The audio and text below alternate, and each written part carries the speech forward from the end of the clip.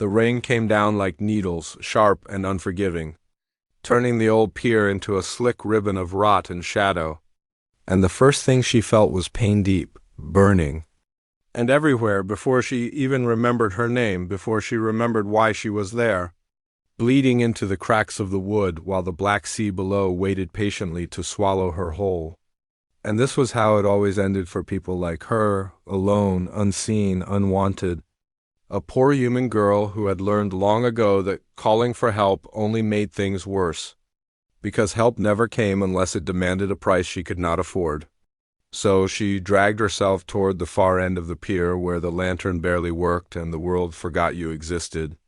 Her fingers slick with blood as she pressed them to her side, her breath shallow and broken, memories flashing in fragments, shouting voices. A shove, the flash of steel, the cruel laughter of men who knew she had no protector, and still she did not cry out. Still she did not call his name, because the one man who could have saved her was the one man she had sworn never to run back to. Not after what she had seen, not after what she had fled from 3 years ago. Yet the air changed before she heard him. The storm bending around a presence so heavy it felt like the night itself was holding its breath. And when she forced her eyes open through rain and pain, she saw him standing there as if the darkness had shaped itself into a crown and a body. Tall and unmoving, silver hair soaked black with rain, a royal cloak clinging to his broad frame, eyes glowing like embers that refused to die, and in that moment fear vanished, replaced by something far more dangerous relief. Because only one being in the night dominion carried himself like that, only one ruled without shouting, without chasing, without mercy, the vampire king. And when he was suddenly kneeling beside her, the wood groaning under his weight, his gaze sweeping over her injuries with an intensity that felt like judgment and grief braided together, a low sound tore from his chest, not rage, not cruelty, but something fractured and raw, and when he spoke her name it landed like a wound reopening, heavy and intimate, as if he had been carrying it in his mouth for years. And then came the question, quiet but shaking the world between them. "Why didn't you call me?" And she almost laughed at the absurdity of it, almost choked on blood instead. Because what answer could possibly satisfy a king who had everything except the one thing she had never been allowed to keep safety? And when she whispered, "What for?" it wasn't defiance, it was truth, the truth of a girl who had learned that power only protected what it claimed. And she had never wanted to be claimed. His jaw tightened, eyes flaring brighter as the storm raged harder around them, his hand hovering near her face without touching, as if afraid she would break if he did, his voice sharpening with a fury that was not meant for her but for the world that had put her here, bleeding and alone. And when he asked who did this, she turned her head away, because even now she would not trade someone else's life for her own, not even for his protection, not even for the warmth radiating from his immortal body that fought back the cold seeping into her bones. And for a terrible second she thought he would leave, that this was the punishment for her silence.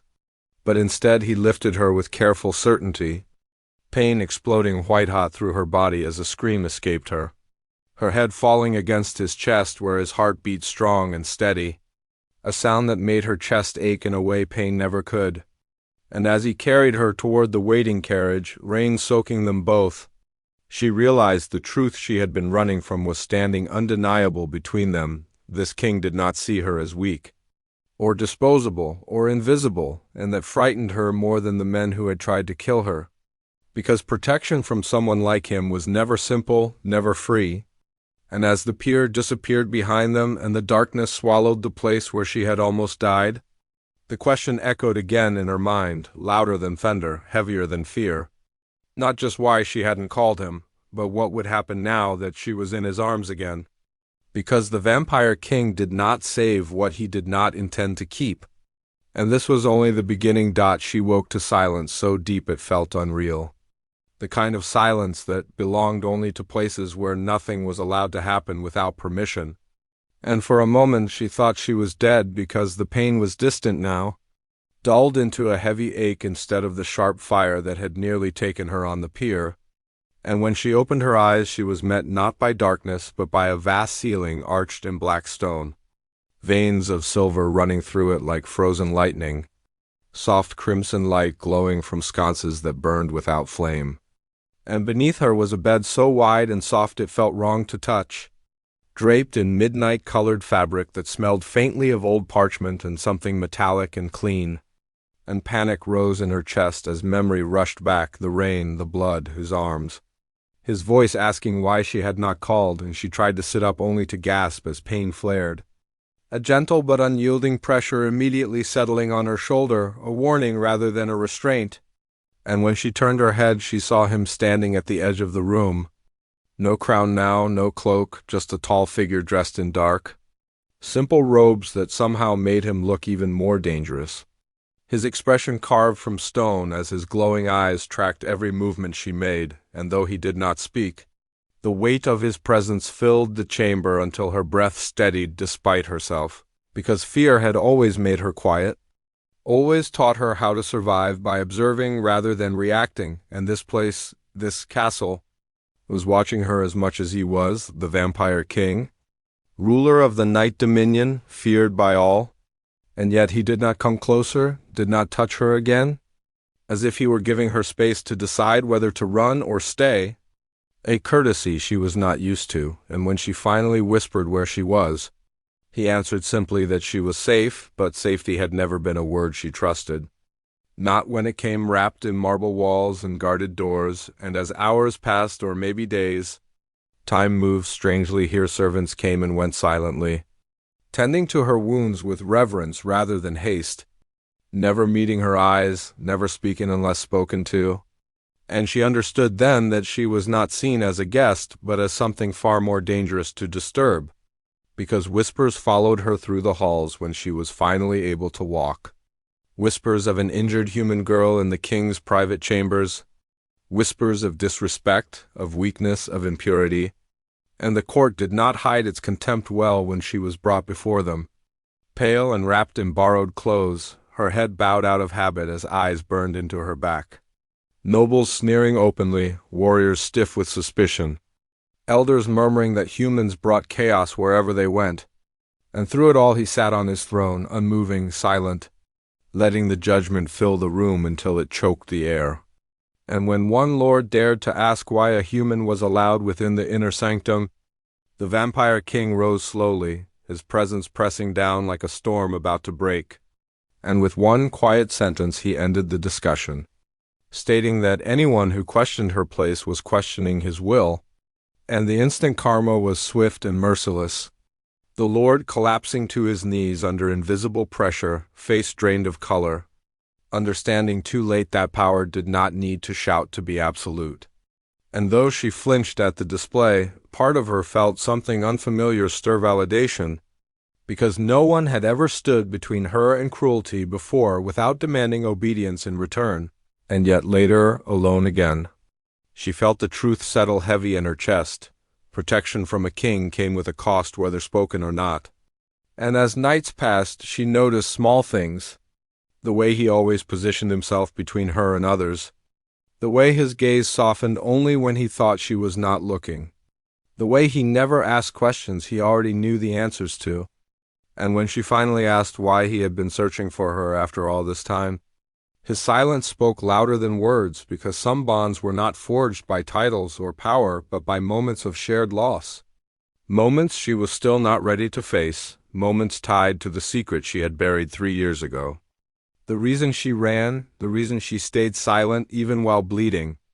And though the court saw her as weak, disposable, a mistake, the vampire king saw something else entirely, something worth guarding against the world, and that knowledge terrified her, because if he ever learned the truth of what she carried, what she had done, what she alone could undo, the protection she felt now could turn into a cage. And as she lay awake in the dark, listening to the quiet heartbeat of a kingdom that could destroy her or elevate her with a single command, she understood this was not a rescue. It was the beginning of a reckoning she could no longer outrun.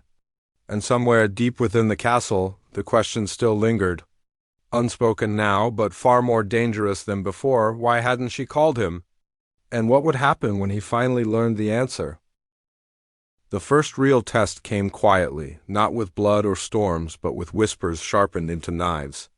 Because once her wounds healed enough for her to walk the inner halls alone, the court decided she was fair game, servants accidentally blocking her path, nobles speaking just loudly enough for her to hear that humans were fragile things, better kept outside palace walls.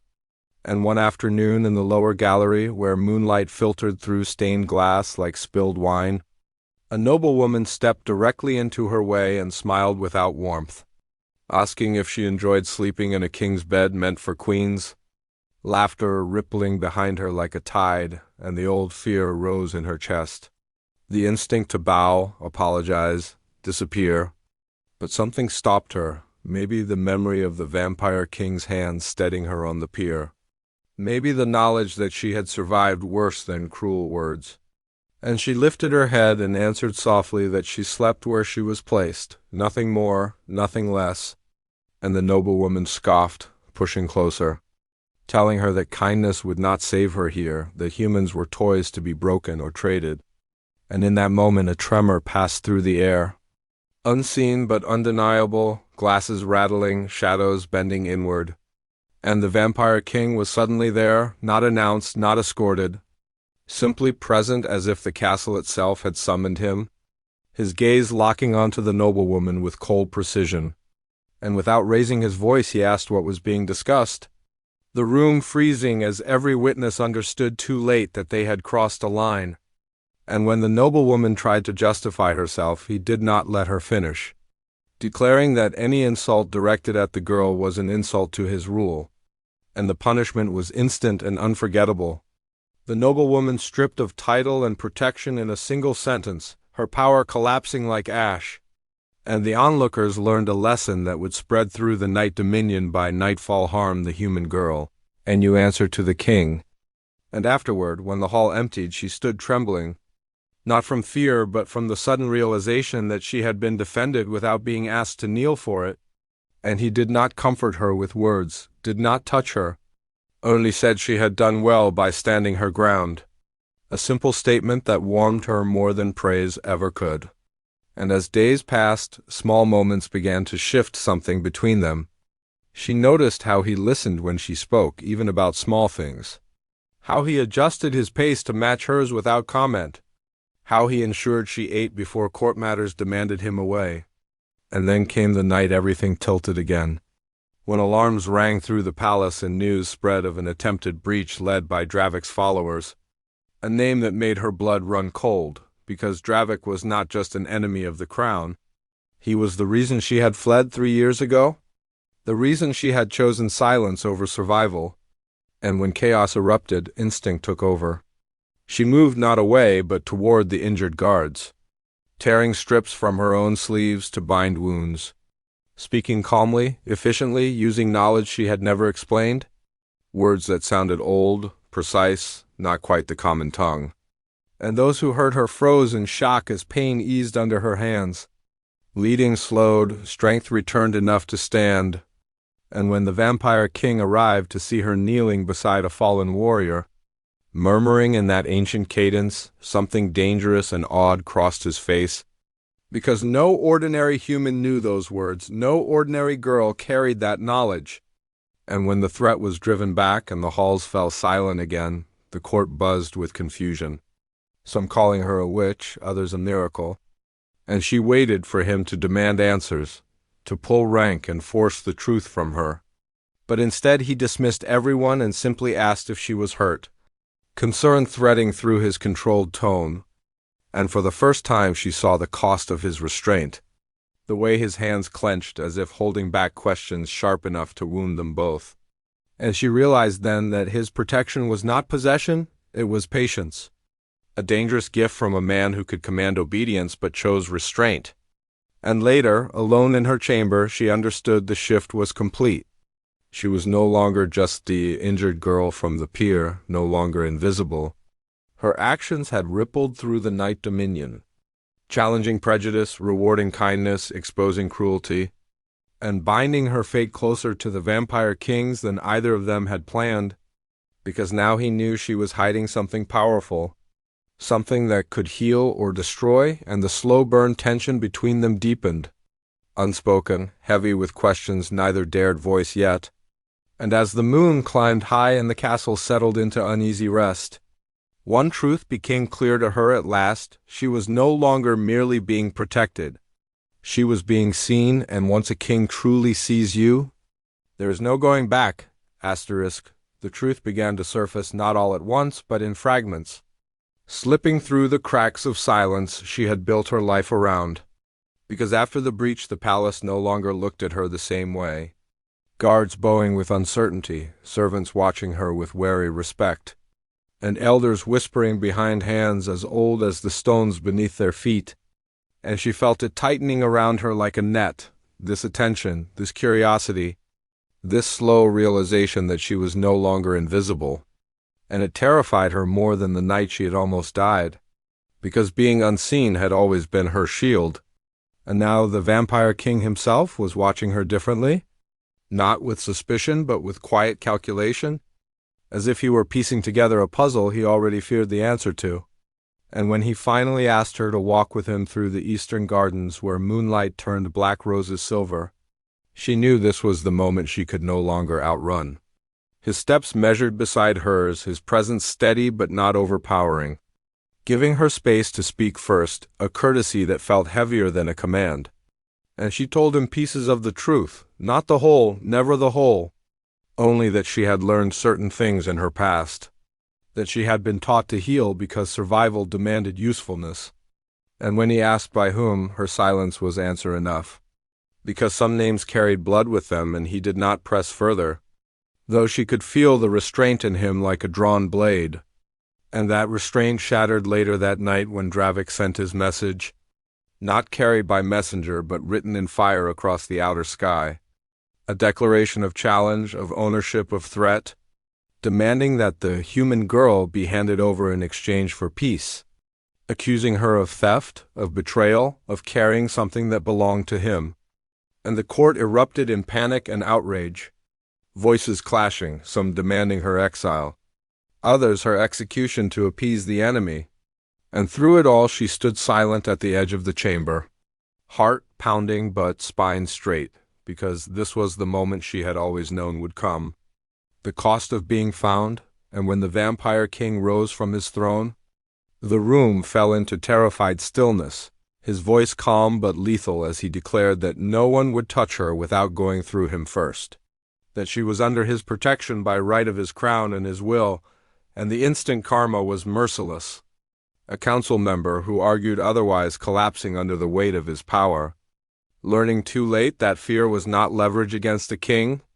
And afterward, alone in the war chamber, the Vampire King finally let the storm show, demanding to know why Dravik wanted her, what she had taken, what she was hiding. And for the first time she met his anger without flinching, telling him the truth she had buried for 3 years, that she had once saved a dying child during a border raid, a boy cursed by blood magic, a boy no healer could touch. And she had spoken words she did not understand then, words that rewrote what should have been death, and that child had lived. And Dravik had seen it, had tried to claim her, to use her as a weapon, and when she fled, she carried not power but guilt, because saving one life had marked countless others for danger.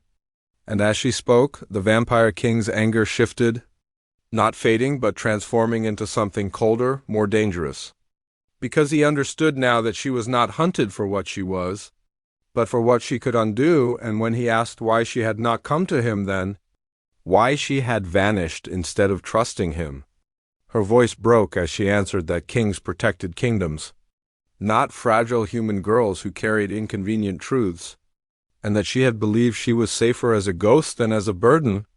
And the silence that followed was heavy, filled with all the words neither had spoken 3 years ago. And finally he said quietly that she had been wrong, not cruelly but with certainty, telling her that power did not only exist to conquer, that sometimes it existed to shield what the world would gladly crush.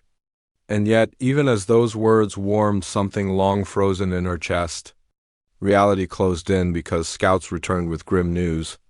Dravik was gathering forces, and his ultimatum was not empty. War loomed, and she made her decision before anyone could stop her, telling the vampire king she would surrender herself if it spared his people, offering her life as payment for peace, and the fury in his eyes was unlike anything she had seen. Not the rage of a ruler, but the fear of a man about to lose something he refused to name. And when he told her she was not expendable, that she did not get to decide her worth alone, she understood then how deeply their paths had tangled, that this was no longer just about protection or survival, but about respect, choice, and the slow, dangerous bond forming between a king who ruled by restraint and a girl who had learned to endure. And as the Night Dominion prepared for war, she stood at the center of it all, no longer weak, no longer silent, knowing that whatever came next would demand everything she had been running from, and that the answer to why she had not called him was no longer enough to save them both. The war did not begin with swords but with choice, and hers was made before dawn broke over the Night Dominion, because while the kingdom armed itself and the vampire king commanded strategy with cold precision, she moved quietly through the palace, leaving behind borrowed silks and titles she had never asked for, her heart steady even as fear clawed at her chest, knowing that if she stayed hidden behind his power more blood would be spilled in her name. And when she was intercepted at the outer gate by his bloodguard, she did not resist, only asked to be taken to the field where negotiations were meant to take place. And by the time the vampire king realized what she had done, she was already standing between two armies, rain-soaked earth beneath her feet, Dravik's forces lining the ridge opposite like a wound carved into the land, and Dravik himself stepping forward with a smile that spoke of ownership rather than victory, calling her brave and foolish in the same breath, praising her willingness to sacrifice while making it clear he had never intended to honor peace, because men like him only understood power taken, not offered. And when he demanded she come willingly and complete what she had started years ago by healing his cursed bloodline, she answered calmly that she would not be used again, that healing without consent was not salvation but slavery, and the moment stretched thin, breath held across two kingdoms before Dravik struck, not at her but at the nearest Night Dominion soldiers, unleashing blood magic that tore through armor and flesh alike, screams cutting the air, and instinct overrode fear as she ran toward the fallen, hands glowing faintly as she knelt, speaking the ancient words not as a tool but as a plea, choosing mercy even now, even here. And it was then that Dravik revealed his cruelty fully, turning his magic on her, binding her in pain, declaring that if she would not serve him willingly, she would serve broken. And across the field the vampire king felt it, the pull of her suffering snapping the last thread of restraint he had been holding, and he moved like a force of nature unleashed, power rippling outward as he tore through Dravik's ranks to reach her, fury written in every strike. Not the cold fury of a ruler, but the raw terror of a man who refused to lose her. And when he reached her side and broke the binding spell with a roar that shook the earth, she collapsed against him, bloodied but unbowed, whispering apologies she had no right to owe, and he held her there, shielded her with his body as the tide of battle turned, his army surging with renewed ferocity now that their king fought not just for dominion, but for one life that mattered to him beyond crowns. And Dravik fell not to her power, but to his own arrogance, undone by the very magic he had tried to control, screaming curses as he was dragged into the void he had carved. And when silence finally fell over the field, bodies stilled, and the storm passed, the vampire king did not release her, did not care who watched, kneeling in the mud with her cradled against him as healers rushed forward, his hands shaking despite his immortality. And in that moment the truth could no longer be hidden from the court or the kingdom, because a king who kneels for a human girl reshapes the world simply by doing so.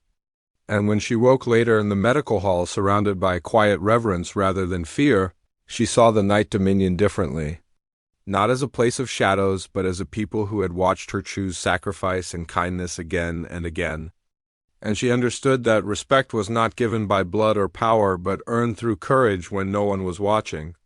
And when the vampire king finally spoke to her alone, his voice rough with emotion he no longer tried to bury, he told her she had saved his people not with magic but with choice, that she had reminded them all what power was meant to protect.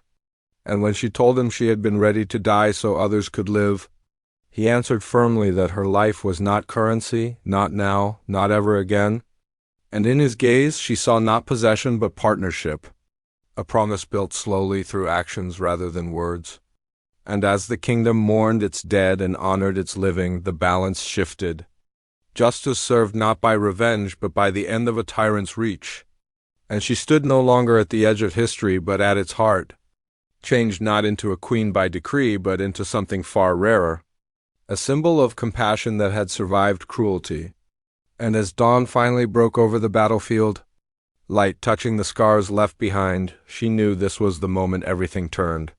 Because the powerless girl who had once bled alone on a pier had chosen to stand, and a king had chosen to kneel. And nothing in the Night Dominion would ever be the same again. The aftermath of war was quieter than she expected. Not because the Night Dominion felt no grief, but because it finally had space to breathe. And as days passed, the kingdom shifted in ways no decree could have forced. Soldiers lowering their eyes in respect when she walked by, elders speaking her name with care instead of suspicion, children watching her with awe rather than fear. And for the first time since she had arrived at the castle, she felt not protected or hidden but accepted. And yet the greatest change was not in the halls or the streets, but in the man who ruled them. Because the vampire king no longer pretended distance where there was none, no longer hid behind silence when his actions had already spoken. And when the court gathered to decide the fate of the realm after Dravik's fall, many expected him to reward her with titles, lands, or marriage by command, but he did none of those things. Instead, standing before the assembly and stating plainly that the human girl had acted not under his orders but under her own conscience, and that any honor she accepted would be her choice alone. A declaration that shocked the court more than any show of power, because it stripped authority down to respect. And when some murmured that a human could not stand beside a vampire king, he answered calmly that a ruler who feared standing beside compassion was not fit to lead.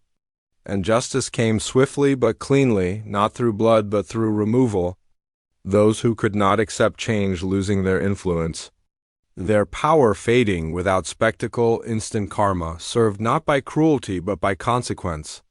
And as balance returned, he sought her out not as a king but as a man, meeting her in the quiet garden where black roses bloomed, telling her he had spent centuries believing attachment was weakness, only to learn too late that isolation was the true vulnerability. And she listened, not interrupting, not shrinking, understanding that trust offered freely was the rarest gift of all. And when he asked what she wanted now that the threat was gone, she answered honestly that she wanted to stay, not because she was bound or rescued, but because she believed the Night Dominion could become something better, a place where power served rather than consumed. And the relief that crossed his face was unmistakable, though he did not reach for her, did not rush what had been built slowly through pain, patience, and choice. And so their bond settled into something steady and real. Shared meals, quiet conversations, long walks where silence was no longer heavy, and the kingdom watched as its feared ruler softened not into weakness but into wisdom. Guided by a woman who had never sought to rule, yet reshaped everything simply by refusing to be broken. And in time the truth of why she had never called him finally surfaced, not as accusation but as understanding, because she admitted that she had believed he would see her as a problem to solve rather than a person to protect. And he admitted that once he might have proven her right, and in that shared honesty the last wound closed, not erased but healed. And when the court eventually offered her the title of queen, she did not accept it immediately, choosing instead to earn it in the eyes of the people first, working alongside healers, mediating disputes, reminding vampires and humans alike that dignity was not divided by blood. And when she finally stood beside him during the coronation renewal, it was not as a fragile girl rescued from the dark, but as a woman who had chosen courage over fear again and again, And the vampire king did not crown her with ceremony alone, but with a vow spoken softly enough that only she could hear, promising not ownership but partnership, not protection that silenced but protection that listened. And the night dominion changed slowly, imperfectly, but truly. Because stories spread farther than laws ever could. Stories of a human girl who faced cruelty with kindness, of a king who learned humility without losing strength, of a realm that discovered justice did not always require destruction. And years later, when children asked why their world was different, elders would speak of the night a bleeding girl was found on a pier and refused to call for help, and how that silence led to a reckoning that taught a kingdom its greatest lesson, that power without compassion is empty, and compassion without courage is fragile. But together they can remake even the darkest,